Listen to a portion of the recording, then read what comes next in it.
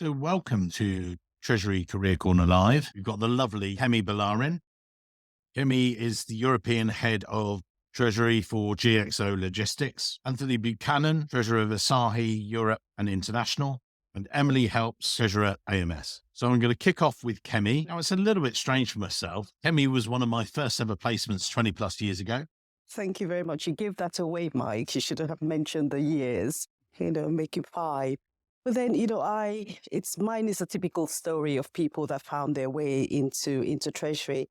I studied accountancy. I started out as an accountant, qualified as a chartered accountant, but then was lucky enough to have a year's internship at Anderson Consulting.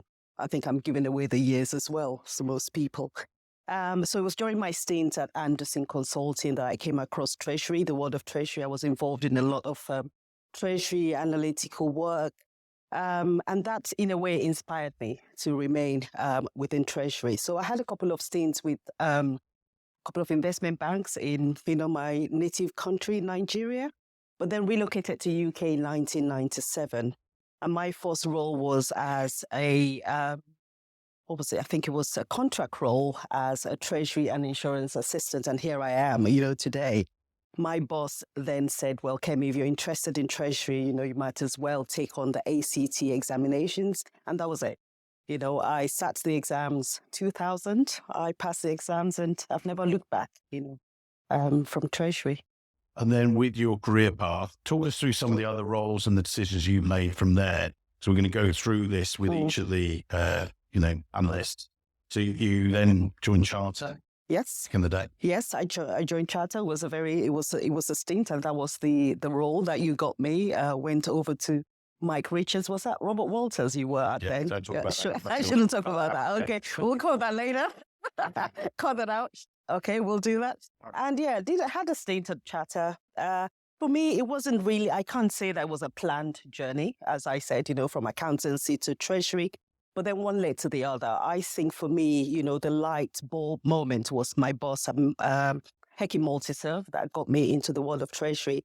And the ACT actually gave me the platform, to enhance the sort of the technical knowledge, as well as a robust opportunity to network with aspiring Treasury professionals, as well as people that, that are already established in the process. So from Charter, I got a role with Southern Pacific Mortgage Limited, which was then owned by Lehman Brothers, gone bust now since then.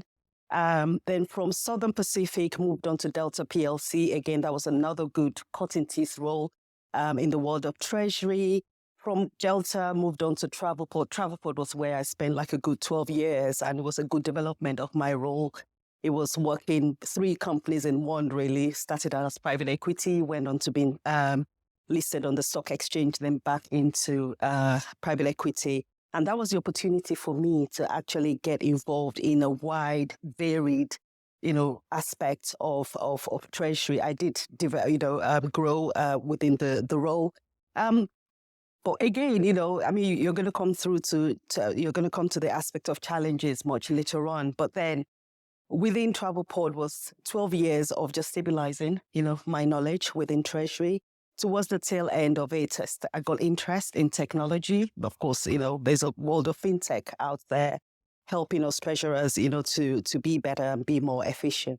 So in terms of conscious decision, it wasn't really. It was pretty much going with the flow. But we'll come back to that later, because I did learn later on in life that, well, you need to have a goal plan and you need to be able to manage your career structurally. But I must say that the few people that I've met along the lines have actually helped shape my growth within Treasury and, kept me here within the Treasury profession. And then you made the move recently to GXO. Yes. You explained the orders who GXO and your role there. Yeah. So again, GXO was post-COVID. COVID was a perfect opportunity for me to take my foot off the pedal. It was an opportunity for me to be self-reflective. And I think many people said that, it was just a sort of quiet moment. And that's what I meant by the fact that my career within Travelport, I think I must have assigned my career development to somebody else unknowingly who didn't know that it was his job to make sure that Kemi was well developed. I thought it was someone else's role. But the pandemic gave me that opportunity to take a look, take a stock, of my profession. Where do I really want to go? What am I doing here?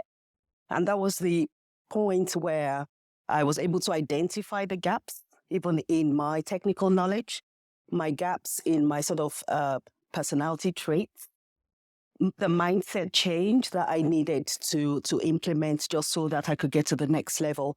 And in that short time, that's lockdown during the pandemic, I was able to activate these positive changes that then immediately, gave me the positive results. So I had a short stint with GTT Communications. That was the point where I said, Travelport, I think I've done enough. I risked being deemed institutionalized, having spent 12 years in a company, people will start thinking, oh God, how lazy are you about your career? So that's the reason why I activated that change. And the moment I activated that change, the opportunities were just, at the door. So I got this short stint with GTT Communications to help set up the Treasury team. Similar process, they were also going through a spin-off. And they wanted to set up a new Treasury team for the new spin-off company. I thought, yeah, why not? I don't have that on my CV. I'd like to add this as a skill. And while I was working through with GTT, 6 weeks or so later, I got the call for GXO. Again, similar process. It was going through spin-off, and but it was on a larger scale compared to GTT. So it was a no-brainer for me. So GXO Logistics is contract logistics. I think through our acquisition of Clipper, we're probably the largest in the UK and second largest to DHL. So my role at GXO was to come in again, set up a Treasury team, do the lift and shift from the company that we're being spun off from, stabilize the Treasury team, and then think about the next step. So again, it was no mean feat. This time last year in July, it was just me, myself, and, I trying to do all that needed to be done. And of course, we reached out to Treasury Recruitment only because I knew that ours was unique. We needed a particular set of people that wouldn't be precious about rolling up their sleeves and then helping us lift and shift and then elevate to the next level. So here we are, 1 year on. We've got a steady team here of Treasury professionals. The next step is, where do we go from here? How do we transform? How do we change processes? How do we become effective business partners? For we'll come back to yourself a minute about working, the remote working, how you went through that in a minute. But we'll pass it across to Mr. Buchanan. That's it. Over to you, sir. Give us a run. Okay, so many years ago, I started work at a merchant bank back in the day when they existed. I was studying, doing an economics degree, and during holidays I used to go out there and work in back middle office, supporting them. I told you to step up. It was sort of interbank FX trading. And I was still doing my degree, and then got chatting with the MD, and the banking world yet again was suffering, and basically said, I've got a choice to do an MA, stick it out with you, do accounting, or take off around the world. So his full recommendation was to piss off around the world and actually go enjoy yourself for a few years, a year or so, save up, travel. And so I did that, came back, and then the banking world was in an even worse situation. But there happened to be an American oil company based down the road from me who was looking for a finance role. So I applied for that, highlighted the banking economics degree, and they were interested to take me on to do cash management. Did that it was cash forecasting, some of the oil forecasting and so on. And then after a few years, and I'll come on to this, and sort of every 3 years I was trying to look for new opportunities, and I was doing accounting exams at the time. They talked about audit, and I wasn't so keen on audit. So there was an opportunity at Graham Met, back in the day when it was Graham Met, to work in their Treasury accounting team. And their team was big. So you 25 plus years ago, having a large Treasury team was somewhat unheard of. But to get a choice into the accounting world, into Treasury, and I remember the head of the Treasury accounting team said, "You're not trying to get into the dealing room, are you?" I was like, no, I didn't even really know there was a dealing room. I did all this research on hotels to find out actually that they were now a drinks business. And then they merged with Guinness, and then there was an opportunity to move into the front office as well. Okay, this is a bit more exciting. So I had to go back to my boss and go, you know what, I've changed my mind. Can I look for a role there? And with that move, I then decided I need to do ACT, bring it more in line for the front office knowledge and carry it. So I flipped out of ACCA, started doing the ACT exams. And then after about 8 years, actually, I was heading up the trading desk by that stage, and we were doing FX and interest rates and so on. And then cash, of course. So that gave me a great experience. I then decided, actually, it's now time to look for a new opportunity. They had a good treasury consulting team, but then there was discussion around money, and there was a tech company who some of you might know about, that I moved across to because they had quite an interesting sort of treasury consulting role where you do internal consulting for a very large global group. And their EMEA head office was based quite close to me. So I then, after moving into London, had to commute out of London to this place. Spent a couple of years there and decided actually computers really aren't for me. So then there was a South African drinks business setting up close to home. So I went back into booze effectively, and I've been there ever since in various guises. So SMB Miller were just setting up a UK office. I was first of 3 people to join that company. By the time it got taken over, there were 60 people in Treasury across the globe, front, back, middle office, segregation of duties and everything. But I did regional treasurer roles looking after the Americas. I then took over Europe. I got nicknamed A&E because there was always an issue going on with one of the regions.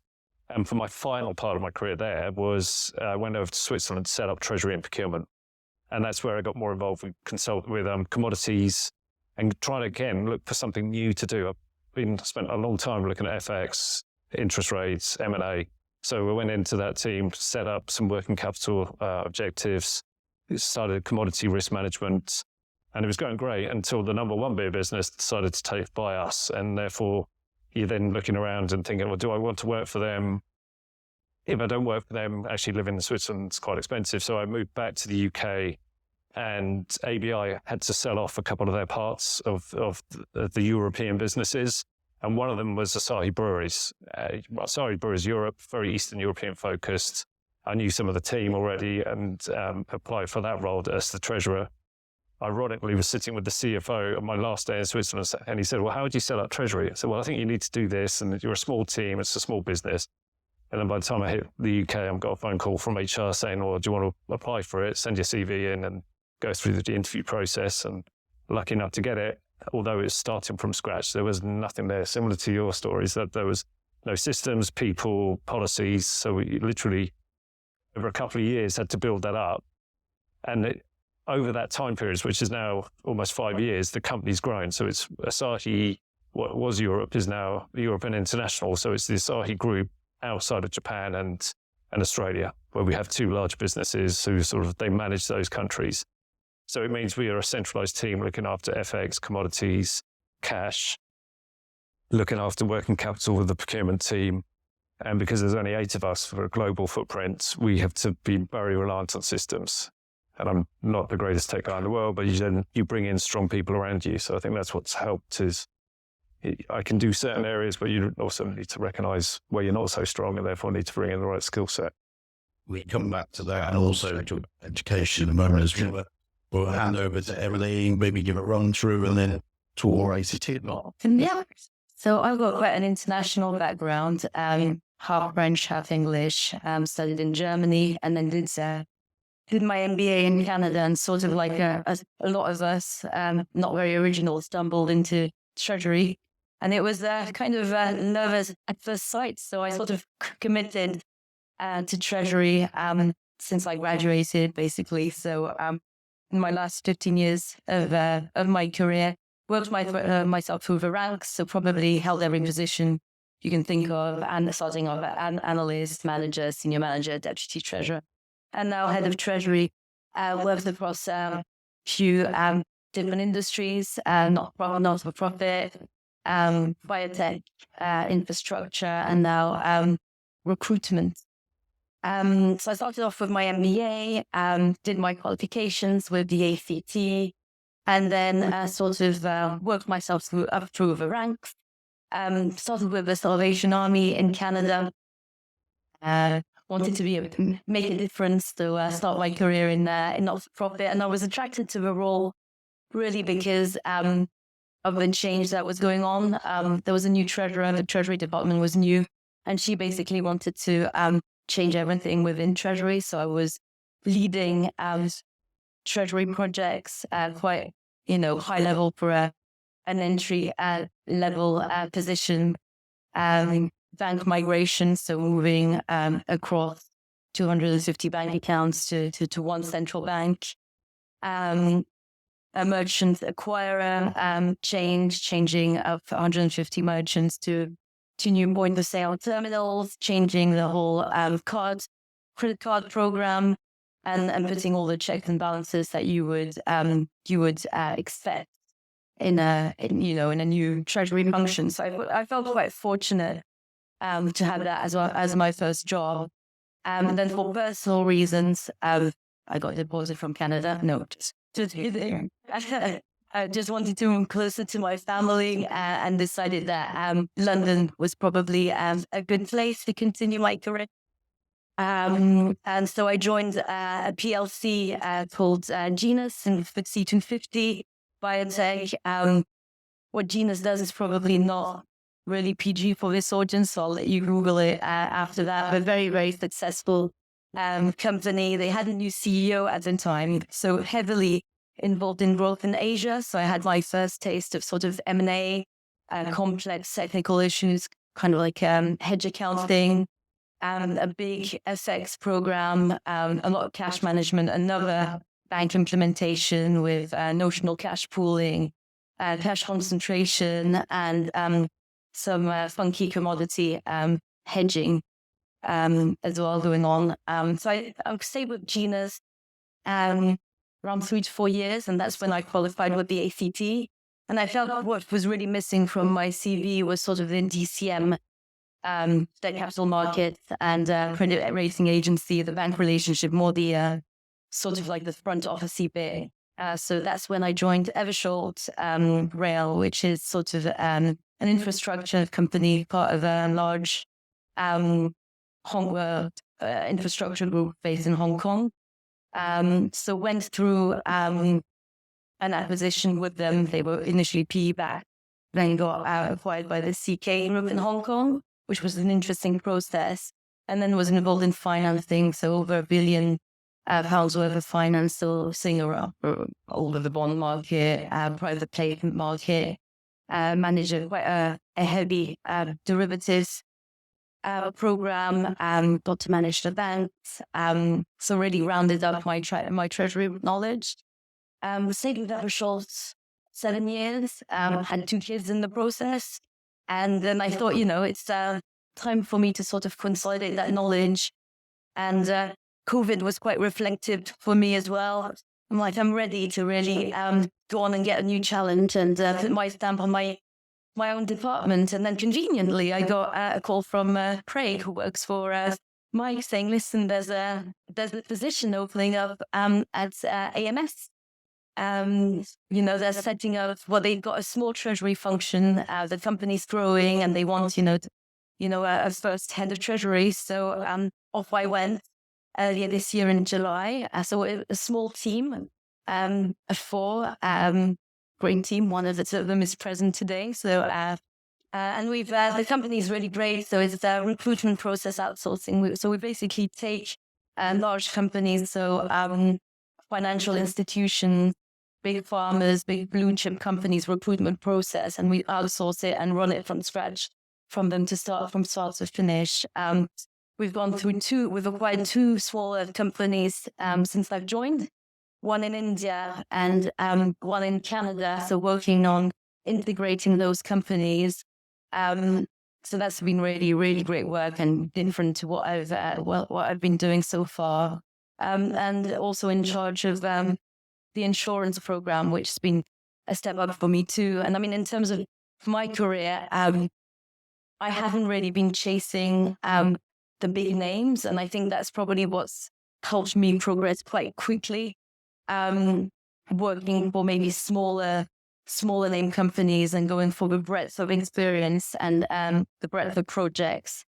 So being involved in a lot of different areas, which then enabled me to consolidate that knowledge and go apply it to other roles and work myself quite quickly up into the ladder. In the room here, we've got quite a range of experience. So we've got people, there's some of the treasury professionals here, early stage in their careers. We've got prize winner, MCT. I'll introduce you to her later. Yeah, just to announce it. We've got the president of the ACT. Got his way in the room, so that's it. We're pro-education. We talk about it a lot on the podcast when I talk to people. I just wanted to ask you as a panel, what difference you think it made, not only to yourselves, with your careers, and we'll go through that, but also, not just as an education to all the room, but more why, people should think about it. They're not saying you have to do ACT, there's a variety of other things across Europe, but it's made a difference to both, all of your careers. And we'll come back to you, Kemi, about mentoring as well. But starting with yourself, why are you so passionate about it? Yeah, well, I'm going to be heavily biased towards the ACT. I'm a strong supporter of the ACT. Actually, after my MBA back in Canada, I started studying for my CFA because that's sort of the big designation in North America. So I passed my level 1, and then I moved to the UK. And my boss at Genus told me, Emily, if you're doing your CFA, it'll probably be an investment banking career. If you want to progress in Treasury, in corporate Treasury, you need to do your ACT exams. So I dropped my CFA and I focused on the ACT, and I have absolutely not regretted it. It's an amazing qualification, and it gives you a lot of practical experience as well, because once I qualified, I got involved in a lot of their initiatives. And when you're at the early stages of your career, that helps you with the practical experience. So they made me a head judge for their Wants to Watch awards. I helped audit some of their qualifications and shape their qualifications. I did some marketing material for their sort of uni and uni campus campaigns. I had chaired their Future Leaders in Treasury group for 3 years, and now I'm chairing their membership advisory panel. So it's not only the learning, which is great and which I think you should really focus on, especially at the early stages of your career, but it's also the practical experiences that you get as a result of that link with the ACT. You get that huge network. Their events are just great. I try to attend the ACT conference, the annual conference every year. They've got a lot of free events as well. The forum is up in a couple of weeks' time, as well as the dinner. So a lot of networking opportunities and networking with your peers, because it's sometimes a bit tricky to be able to tap into that network, and the ACT really offers those opportunities. And you were saying, Mike, depending on the stage of your career, if you're new to Treasury, I would really put towards that. And it tells a lot about someone as well when you're recruiting someone that's investing in themselves and investing in furthering their education.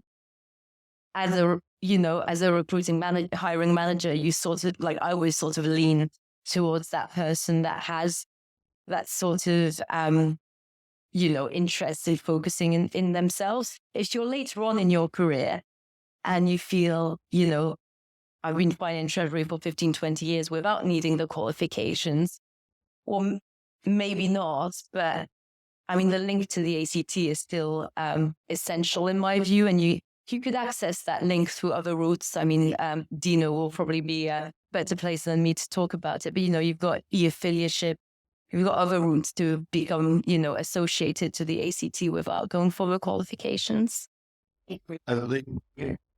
Definitely qualifications, ACT for me. No, so my early days at Diageo made me realise I actually quite enjoyed the front office rather than the accounting side of things. So the ACT was better suited for the role I wanted to actually develop as a career going forward.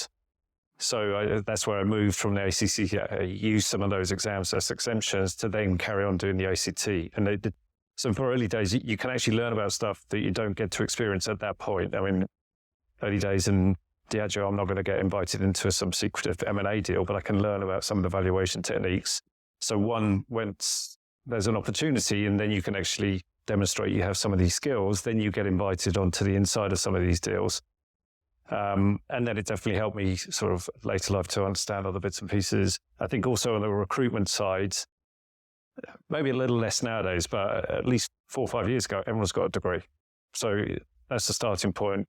Then you need to look for what else the people got. What have they invested into their career to make you interested to come and help and develop them going forward? So if they're already doing ACT, especially for the front office. Back middle office, you could argue actually maybe an accounting qualification with all the hedge accounting, the governance and compliance that you need to follow. That might be a better qualification to start with. But if you want to actually really focus on the front office, I think the ACT is where you need to be focused. It will give you that experience, and then you take it into practice and develop your CV. And the other thing I love about the ACT is that all qualifications in general, it's very easy for people to put stuff on a CV and it all sounds very good. And sometimes the language varies by corporate, so you're trying to figure out. And then I did one recently where we're looking for a cash manager. The guy said, I trade FX. And so I've got HR saying, you need to talk to these people. He worked at a bureau de change. His CV was beautifully written, but when you start getting into it and start breaking it, he was Central London Bureau de Change, and that was his FX spot trade. And when he talked about cash handling, it was like handling notes. And so when I was asking about qualifications, so I haven't done that actually, but if someone's doing the ACT, they're not going to be looking to do that. They want to go corporate treasury, want to start with cash management and then broaden their CV and do that sort of 3-year cycle. And I think having these qualifications on CVs helps you. You can't hide behind a qualification because it's so easy to check. Have they got what they said they've got? Some various projects and stuff, you can sort of hide behind it a little bit. Until you start testing them and wasting an hour of your life to go through an interview to find out actually they were on the periphery of a project which looked really impressive, and that's why you brought them in, and to find out actually they sat on the sidelines, they didn't really drive it or have inside knowledge onto it. But I mean, Yeah, I echo, all the points made by both Emily and Anthony there. And similar to what Emily said, I was fortunate enough to have a treasurer who told me right from day one that if you're really serious in this career, you need to go for your ACT exams. And that was the best advice, I must say, in this profession. From my perspective as well, coming in as a chartered accountant and then entering the sort of treasury profession, sitting the exams was opportunity to access a broad range of topics that you wouldn't ordinarily, be able to access, in a corporate. I mean, with corporates, you have all sorts of specializations in different aspects. With banks as well, you're probably just looking at your corporate finance and FX. But then with the ACT, I was able to access that sort of broad range of technical skills. And that would be my advice to anyone that is looking to, progress within the profession. Not only do you have that sort of technical knowledge, and I mentioned it at the start of this panel session, is even access to different levels of people, different stages in their career. I was able to take advantage of that as well. I mean, if I had issues, naughty issues within my role, I was able to access people outside, people that I could be vulnerable with, people whereby, I can ask questions and I wouldn't feel like, that's going to impact my performance appraisal, maybe down the line. So again, it's that sort of variability in the benefits that you get. Again, it's an agile organization. It's an organization that on a day-to-day basis, you have relevant topical issues, that are being debated. Solutions are out there. So if, again, you're starting and you're not quite sure as to what aspect of treasury do I really want to specialize in, again, that is a very good platform, to go for. I touched on it before about this new post-pandemic world. If you like, I'm going to come to yourself about this absolutely first of all to start with. Working from home, a number of you guys may have just literally come from your bedrooms, switched off your PC, right after the session, go on, I've got to put a suit on. And I've seen a couple of people in slippers, which is a bit worrying. But I was going to say, working from home, remote working, whatever you want to call it, how have you guys, and Kemi touched on, a period of reflection, both you and Emily during the pandemic, but if we look at now as we're returning to the world of work and how many days you're back in the office at least, how are you handling it? Then we'll do Emily and then back to Kemi. Well, there was 2 areas for me. For a beer business, when you've got no pubs, you're starting to struggle a bit. So we had the challenges going on with work. We were also trying to support our suppliers through working capital and then sponsoring pubs and just keep them ticking over until hopefully everything opened up again. So there was, and it's what I'm going to mention later, is actually try and do stuff outside of Treasury. If you want to develop your career, develop your CV, you don't necessarily always focus on I've done FX, I've done interest rates. And so I was working with teams trying to support stuff outside of Treasury. And then from the working environment now, I mean, early days it was challenging. We recruited people who I'd never met face to face. And so we put them onto temporary contracts because it was like, they're great on TV, but how are we actually going to, when you meet them face to face, is this going to work? What we then found is actually when everything opened up, we're 2 days in the week in together. Because to be honest, my boss sits over in Prague. So everything I've always done with him is either me flying around all over the place or remotely. So he didn't know if I was in the office or not. His rule was you had to be in the office pre-COVID. And that's what we used to joke to. It was like, you have no idea. We didn't have Teams. We didn't have Zoom. You had Skype, wherever that is now, so which never worked. So it's like I could be anywhere. But I was having to travel quite a lot, which isn't really sustainable either. So, and think about the environment. So with the sort of advance of tech, you don't have to be sitting next to each other all the time. And further into your career, as long as you've already built your network up, you probably don't need to be there. I do feel for the younger generation because how do they develop those opportunities, meeting senior management, getting the face in front of them when you're not invited to those sort of meetings? You actually have to be into the office and bump into them or grabbing a coffee and having a chat and then get yourself recognized and so on. That I think still is a challenge. If you're working from home all the time, you just don't get to see the right people who go, oh yeah, there's this role here. I met this person. They talked to really interesting ideas. So yeah, that's why I said we're in the office twice a week and we can all get to sit down. And then if you want to go more frequently, you can. If it's better space, better tech in the office, not always true in our place, but it's easier to actually then to integrate and to network. Really working. Yeah, I'll echo most of Anthony's thoughts.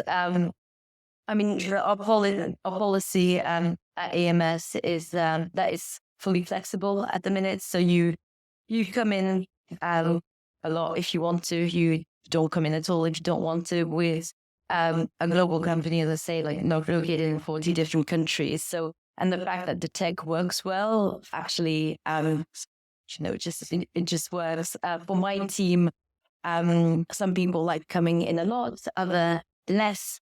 And I mean, it works, and it works with the work-life balance. It works with, people's personal preferences. And at the end of the day, from my perspective, so long as the work gets done, I'm fine. We take time to do things together as a team, so we get to know each other.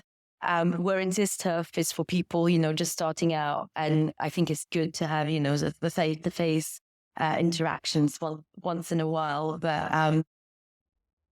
I think, the hybrid working for me is probably the only silver lining out that we got out of the pandemic. And I would never go back to being in the office 9 to 5 days a week.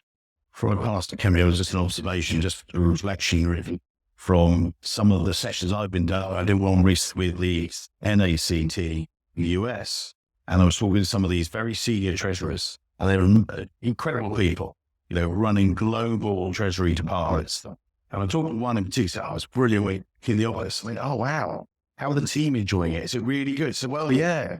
And we would come back and it was 5 days a week. I was like, crumbs, wow. Okay, and it was quite a stretch. And I sort of started to say, well, when you're seeing, you're back in the 5 days a week, are you seeing it well? Oh, no, not really. So we'll see all the barriers. We'll see all, relationship. I'm out in the business.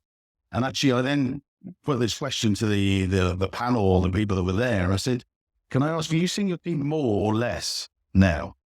And they actually, there was this, I'm actually seeing less than them. By previously this Luke Leming from Belgium, an amazing guy, and he said he used to have this virtual coffee break for all the time where they go around the water cooler and everyone got to know each other and everything else. And actually, he was reinstalling it in the physical world as well. He was getting people in and said, right, we have to sit down as a team and just talk about our lives because it really helped them with their development. But Kemi, I know you and I have talked about this. What's it been like for you? Kemi, it's the same for GXO runs a hybrid working culture, as you said, and it's pretty flexible. We don't have confirmed number of days. We leave it to people to do as they wish. But I think the nature of the Treasury professionals I have working in my team is I think they really like having people around. So within our sort of GXO Treasury team, we're always in the office like 5 days. I've got a couple of them here. I think they just enjoy the human interaction. However, they know that, they can work from home however they wish to do that. From my perspective, echoing what Anthony and Emily has said, is I've had to look inwards and make myself a better manager operating within a remote working situation. The human interaction just needs to continue. And as you've rightly said, we just need to make sure we bring it out of ourselves, make sure that we stay connected within our team. And we do that one-to-one, regardless of where you are. So the one-to-one will happen in the physical. If you're in the office, we encourage it to happen in the physical when you're in the office. And if you're not able to make it to the office, then the one-to-one will be as a virtual, be on a virtual medium. Again, we try to make sure that we stay connected as well, checking mental health, because I think that's a big issue with pandemic and working from home. People can easily, settle into themselves. It's the change in the mindset that I think we all need to be really conscious of, making sure that, all the voices are given the opportunity to be heard, because some people are quieter than the others, and the quiet ones will probably just become, faceless. Again, what I try to do as well is make sure that my direct reports are in touch with the leaders, 1 step up, 2 steps, above. They have interactions, even if it's virtual. Yes, my boss as well is in the US, but he also encourages that one-to-one. So my boss actually has, interactions with my direct reports. So it's just being conscious and making sure that anything social, we're encouraging it as well. We're thinking about Taco Tuesdays to get people to come into the office, because occupancy in my office is about 5%, mainly Treasury and FP&A. So what can we do? Gin and tonic Fridays, maybe. But again, it's just bringing the human aspect, into managing our team. We'll go to Q&A shortly. I'm going to go back to the panel and ask them some challenges before we do a wrap-up post Q&A. So get your questions in, if you would. When I do the podcast each and every week, I talk to treasurers about their careers. Then we get to this stage, I say, look, now as before we wrap up that show each week, I say, look, what are the key things keeping you awake, or, issues, if you like, you're facing? We've talked about the people issues, things like that, remote work, and balancing that. As treasury professionals, how are you improving your planning, or what are things affecting you, Emily? And then we'll come down to Kemi again. You're thinking, we need to think about, we touch a bit on the people aspects. What other things do you think, these guys need to be thinking about as well? On the technical aspect, probably the volatility of the markets. I mean, the rate markets and the FX markets are a bit all over the place and extremely volatile. So obviously, it's a difficult environment to navigate through, especially when you're setting budgets. So it's all about, having the right frameworks, future-proofing your business, having robust policies and procedures. But I'd say at the minute, yes, it's just the uncertainty and the volatility of the markets. Yes, totally. I mean, so we've got Eastern European FX, we've got commodities, including energy for brewing and distribution. You've got inflation, wage inflation, which Treasury can't help as much, but a lot of those other areas people are focused on. So we have monthly calls with the CFO. We have a team that does a risk management committee. I'm now getting weekly up to sort of chit chats about, okay, what's going on here? What should we do different? That the cost of hedging has gone through the roof because of interest rates and inflation. What can we do different? And I've got the CEO every now and then going, all right, so what are we going to do? And it's like, well, I can't change the market, but we can do. Thankfully, I mean, we've done hedging has actually really shown to be the right thing to do when things go crazy. So 4 years worth of value hedging, that's actually starting to pay dividends. So yeah, the crazy markets, which they're not going to go away anytime soon. I mean, on the flip side, it's an amazing time to be in Treasury because all of a sudden you're front and center with some very senior management, and it's interesting, exciting. This whole black swan scenario, once in 10 years, is utter rubbish nowadays. So from 2008, it's literally, if you go through it, it's every 2 to 4 years, something blows up, either European credit crisis, Brexit, then we had COVID, and now, unfortunately, a European war. All is creating volatility, which we need to sort out and manage as best we can. So Interesting, but scary. Yeah. And I agree, pre-COVID, I think in my opinion, I thought, Treasury was tailing towards that sort of line of obscurity within the finance department. And then we had COVID, COVID was the opportunity for the treasurers to emerge and, pretty much, reimagine their role as strategic allies. And then with all the macroeconomic issues and, energy crisis, as you've said, is enabled, treasurers to continue to ride on the success. I mean, as well, you've touched on recession, you've touched on inflation. We think about the credit profile of all the customers and all the counterparties that we are facing. How well are they doing? What are the indicators that are out there? So it becomes a constant watch. It's a constant reading of, materials out there. Who are major counterparties? How is all this inflation, recession, energy crisis impacting them? What's the exposure that we have? Also talking about credit insurance, thinking about credit insurance just to make sure that, whatever the risk is, whatever the exposure is well managed from that perspective.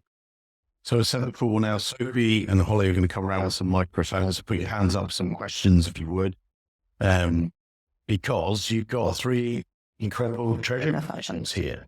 So you're going to get a chance to actually ask them sort of, and then we're going to do some takeaways for you guys. What questions have we got from you lot? Come on, get those hands up under the way. Oh, there we go. You're allowed there. Could be ladies with the, we're going to shout out as the noises. They, oh, you go. There you go. Oh, there you go. Oh, no, we got it. There you go. Very secret as well. What would you say your finish?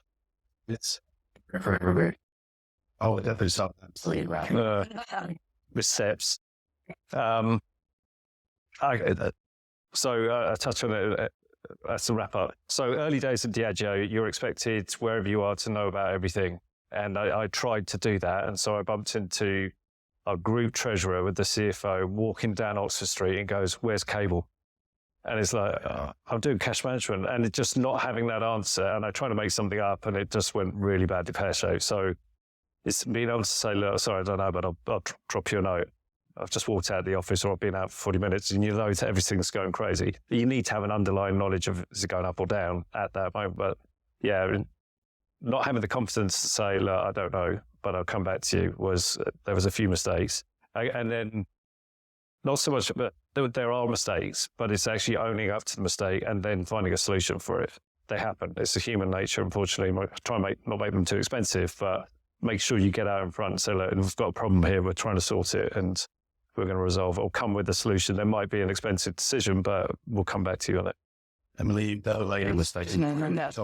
Yeah. But I'm going to say, it might be a cultural thing, but I'm a bit direct in my communications style. I think it may be working in America, in North America, and being French. You don't really mince your words. So I have had a tendency in my early years to be a bit too direct and to sort of maybe not be as empathetic as I could have been. So I sort of learned that to sort of tailor my answers and my style, my communication style to my audience. And actually that was quite a valuable lesson because it's all about relationships and it's all about learning how to communicate with people and adapting to your style to their style. That way, business relationships are smoother and you can sort of work better together. Well, I'm the opposite to Emily there. That's what I would say. I think for me, it's not being bold enough, to take certain things and, put across my ideas or my opinion about anything. And as a result, I must have missed out on a couple of growth opportunities. And in my sort of self-reflection, I realized that, well, I wasn't doing myself good service. I just needed to be bold and more confident in what I know, how to put my ideas across. I call them lessons learned, really, to be honest. And it's just ensuring that we stay connected to ourselves as well and just audit ourselves. What's the limitation? What's the gap? And just make sure that, we top up on it. So communication was one of the key, skills that I had to top up on in my self-reflective period. Hello, question here. Yeah. Come on. Say, jogging now. That's it. Just run.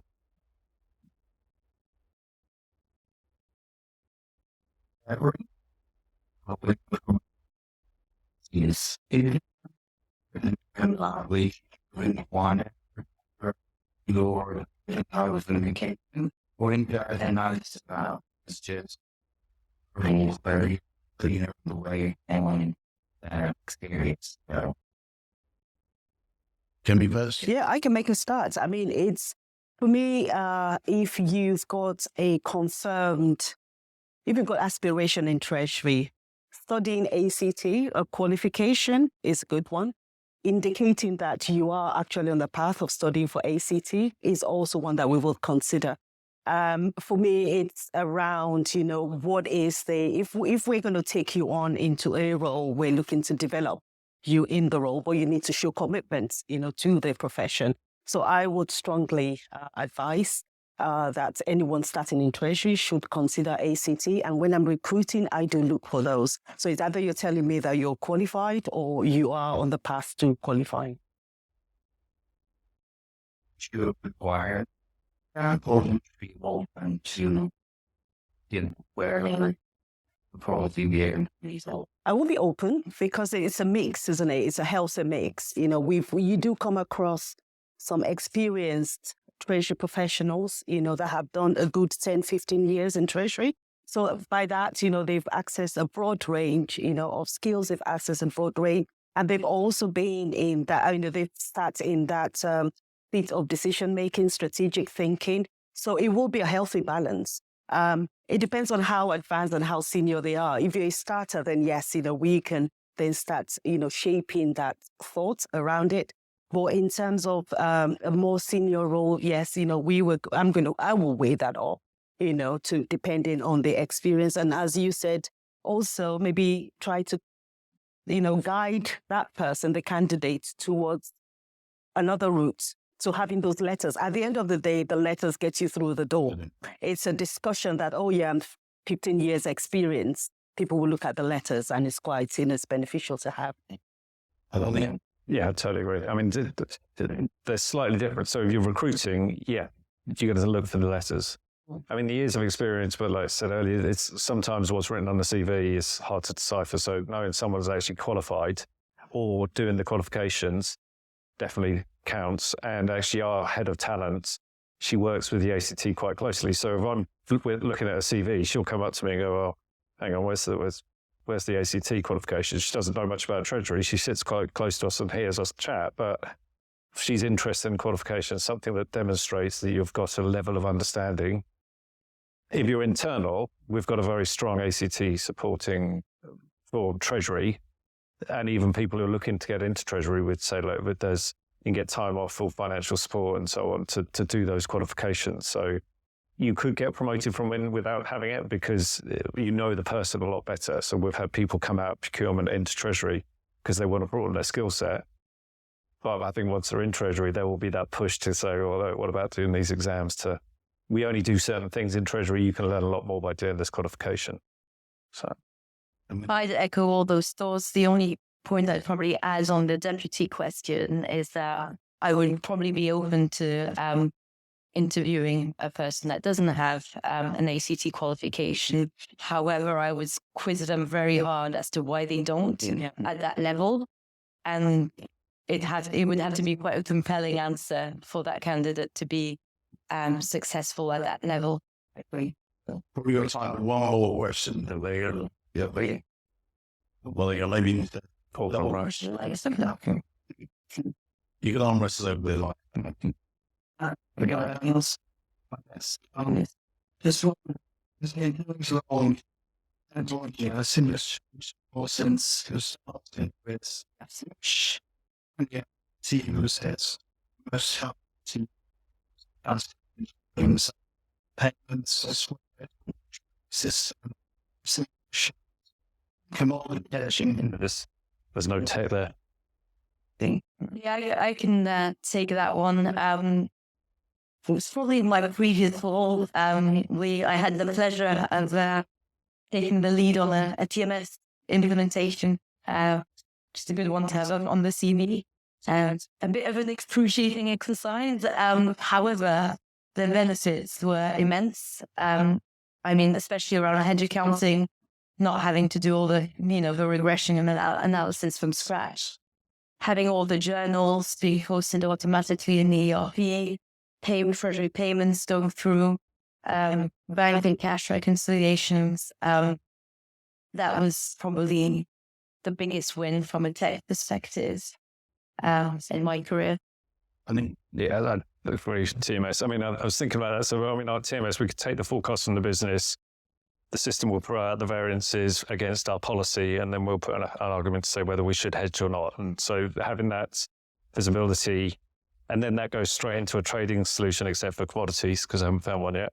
And with the auto match with the banks, and then into Swift. So, but on the flip side of that, I think early days when we were setting up, it was having a single bank multi-currency cash pool solution. Just have the visibility of cash early days. TMS you can get set up in the future, but actually knowing where your cash is and the risk you have with banks outside of a direct visibility, I think was where we focused on first off. Yeah. My case, we went through a transformation in my previous role. And from then on, we were able to actually implement bots for payments, which again brought in efficiency in our payments landscape. Now, in my current role, we have fragmented systems, and I think it's not unique to GXO. We also have multiple banking partners, and we know how expensive it is to consolidate your ERPs, how expensive it is to shut a bank account and open another bank account. So my interest is in APIs. What sort of middleware can we implement that will enable us actually fuse the various fragmented systems that we need to work for and then give us real-time data.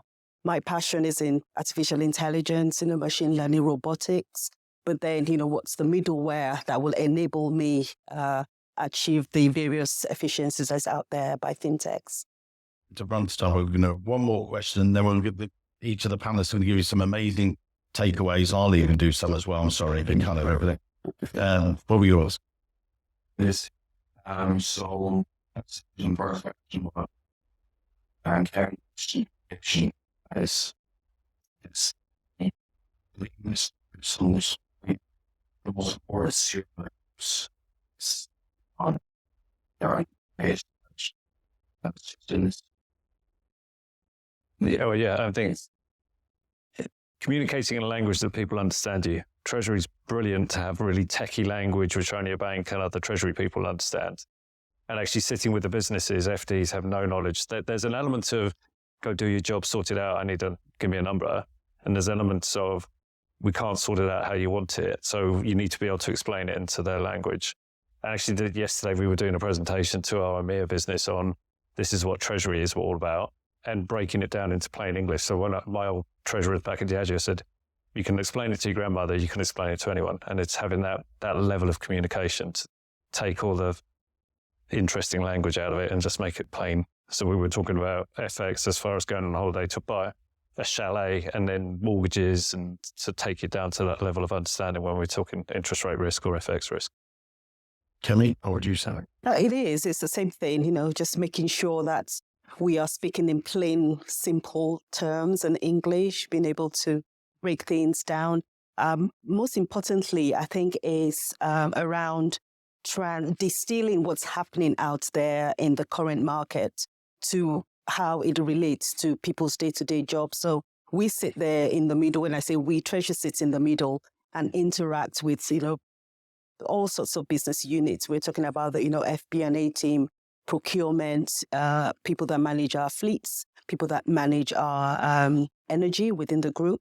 How does what happens today, translate or impact their role? So he's been able to distill those technical terms, think outside, the box, and then ensuring that, they understand what we have to manage in terms of risk for the business. Yeah, tailoring your communication style to your audience is really key, like pitching it at the right level, actually talking to the CFO here or to an analyst, but going a step forward, and that sort of segues into the top tips. Relationships are really everything, in my view. You have to be strong technically, but you also have to make the time, I think, as a human, and you like taking time for a 30-minute coffee with a colleague or with a key stakeholder can change everything in terms of how you work going forward and the value you can add to your day job. So really making the time for those conversations casually as well makes a whole lot of difference, and that sort of feeds into the communication piece. Right, so we're going to come to the key takeaways, and also the panelists will be frequenting the bar in there, so you can get your one-to-one questions with them. So I'm going to skip through these. So, the key topics, questions down. Kemi. All right. So now we have to cover these in minutes, so I'm now repeating it. Yeah, fully yours. The key one here is the mentor, sponsor, and coach. Going through my career, I didn't even think that there was anything like that. But of course, later on, the current day sort of professionals have it peddled, to them every day. Seek a mentor, seek a sponsor, seek a coach. Is knowing who is doing what in our lives. Project managing our career as well. And I think I mentioned it earlier on that, I gave that role to somebody who didn't know that was his role to project manage my career. But it's been intentional about our career. What is our goal? Having a vision board as to this is where I am today. This is where I intend to go. So in terms of takeaways is project managing your career, making sure that you have those goals clear. Mentor, sponsor, coach, look for somebody that will speak for you, when you're outside the room, just like you rightly said, Emily. It's about breaking that relationship, having people that we speak to generally. Continuous learning, I'm very big on that, any day, 30 minutes, LinkedIn learning. There's a lot to glean from LinkedIn in terms of even personal development. And I say, as you grow in Treasury, it's thinking outside Treasury. What else can we bring into the community? How can we give back into the community? We all have authentic stories to tell. I just never know who is listening, and that story can help somebody else along the line. And most importantly, have fun, be authentic, and be real. And I'm just going to reflect back on the mentorship. One of our early episodes, actually, we're going to re-catch up. It's Carol Van der Drusha, leading lady. And one of the things that jumped out, she talked about having a mentor, and there were 3 or 4 major points. One of the ones she said, so you can be mad. I was like, right, okay, so you have a mad idea.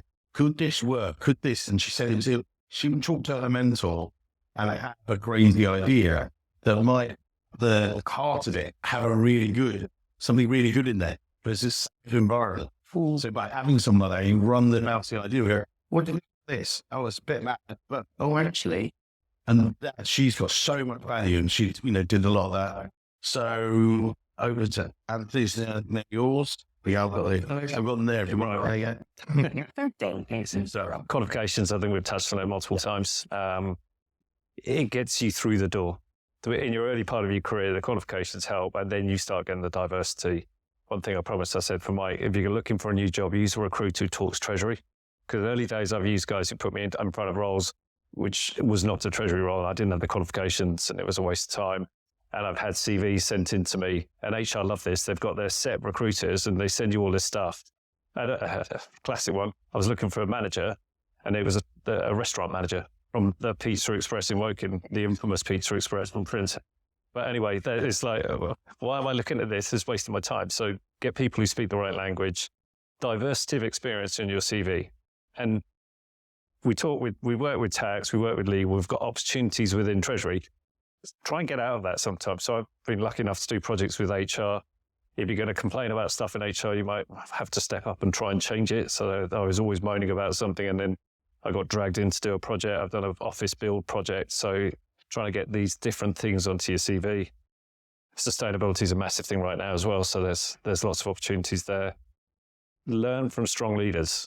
I mean, there's a lot of political minefields within corporates, and ours is definitely no different. So learning how people work, speaking with, trying to learn sort of the experience of how to interact with people, the languages they like, and what are their focus points, so you can then sort of target your discussion on the particular thing they're worried about.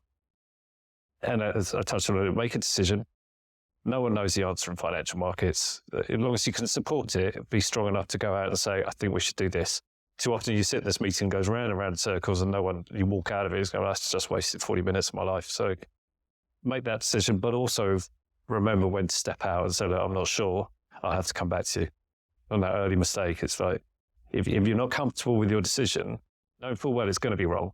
It'll never move exactly how you think it is. But if you can't support it, turn around and say, look, I'm going to have to come back to you on that. I'll drop you a note and put or we'll work with the team, because you always work in teams. So it's like, we'll come back to you. Emily. So the first one I've sort of touched on, have developed a solid network. A lot of the jobs aren't necessarily advertised, and you might be able to access them through your networks and leverage the link with industry bodies such as the ACT. I would say approach sort of career decisions in the same way as you would approach a business decision. So learn to quantify risk, build models, and it'll just make taking risk a bit easier when it comes to moving roles or asking for a better package. Just having everything to some stage your decision. Learn, keep an open mind. So for me, it's worked well to sort of consider smaller organizations, smaller teams that gives you sort of the breadth of experience. So don't go necessarily chasing those big names that will then mean that you're sort of siloed in a role and not allow you to progress as quickly as you would hope for. A practical tip, don't procrastinate. Sometimes a task might look very challenging. Like, make it, tackle it in manageable phases, make it more like bite-sized phases, and then it'll make it look less overwhelming and allow you to be successful in taking on a challenge. And finally, that's maybe personal to me being, direct, but don't get too emotional about work. Just have fun. It's just business after all. Good. So I'm going to give you some final words from me as well.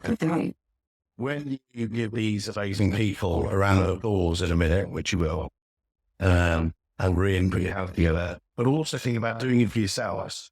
Because it's a Thursday evening. Yes, there's the free drink. I joke about that. But you've actually invested an hour of your lives in improving yourselves in the Treasury careers. Yes, there's been lots of it.